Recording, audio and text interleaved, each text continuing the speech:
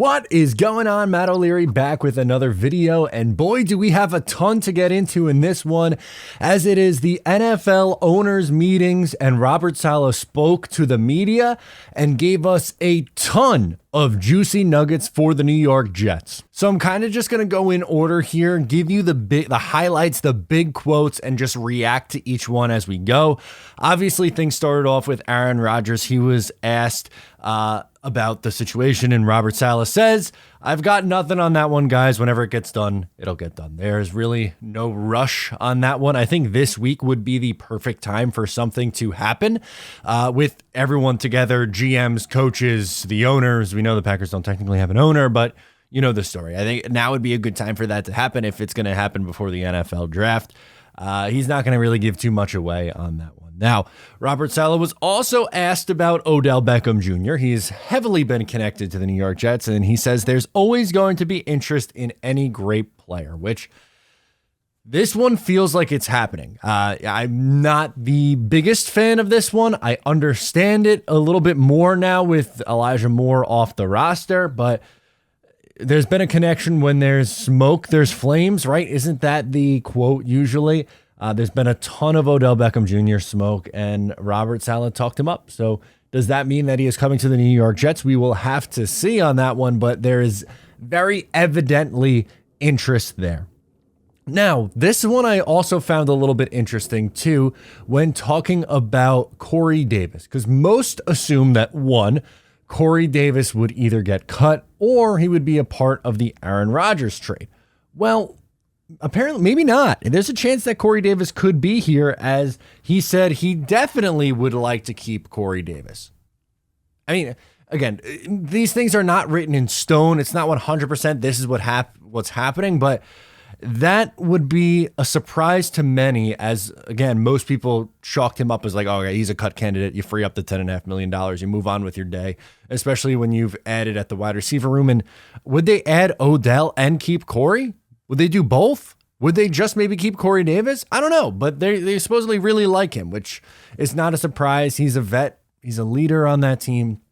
Has he underachieved a little bit over the last 2 years? Yes. They obviously very much so like him, though. So I guess that can't be the most shocking thing, but worthwhile to bring up in this one as well. When asked about Ben Jones, he said they are for sure exploring Ben Jones as an option in free agency. This makes a ton of sense. They need a center badly. He is a vet center, and he has worked with Todd Downing, who the Jets brought in the offseason to take over as the offensive line coach. It's a no-brainer. Now, people are going to bring up the concussion that he had last year.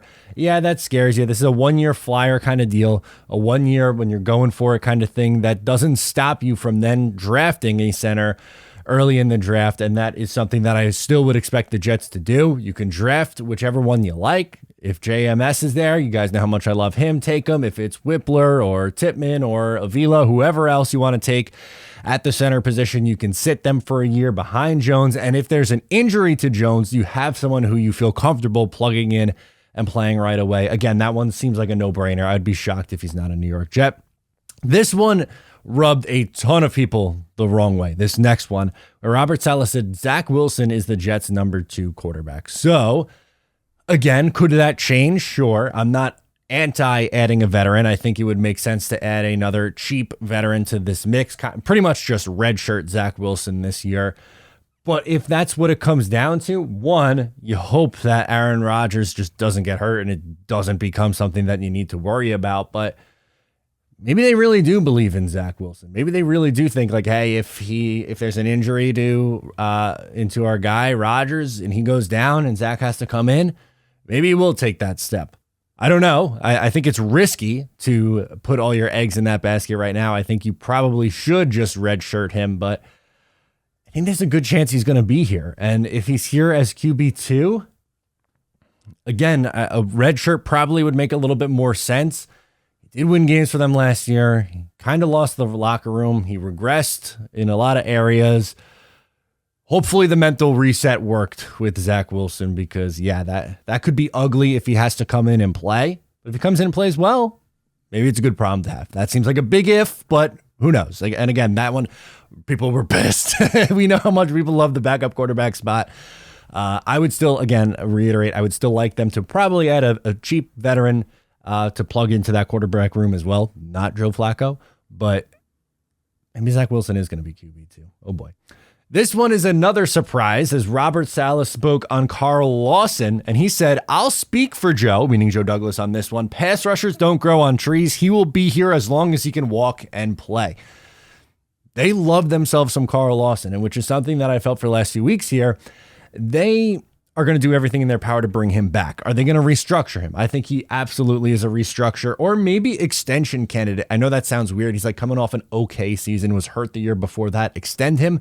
That would bring his cap hit down and also add a couple, maybe 1 or 2 more years on top of that. I like Carl Lawson. Obviously, he wasn't that absolute dominant player this past year. He was okay, but maybe the second year away from after the Achilles injury, he had that second surgery. Maybe he's healthier this year and could be closer to that 10-plus sack guy. I mean, when he came here in 2021, that summer, he was downright dominating every single practice. He was an absolute beast.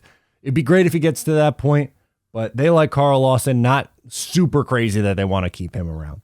Robert Saleh also hinted at what position that Elijah Vera Tucker is going to play in 2023, as he said Elijah Tucker will likely be at right guard. He thinks he can be an all-pro at guard. I agree. I do think he has all-pro potential at guard. Can he play tackle in a pinch?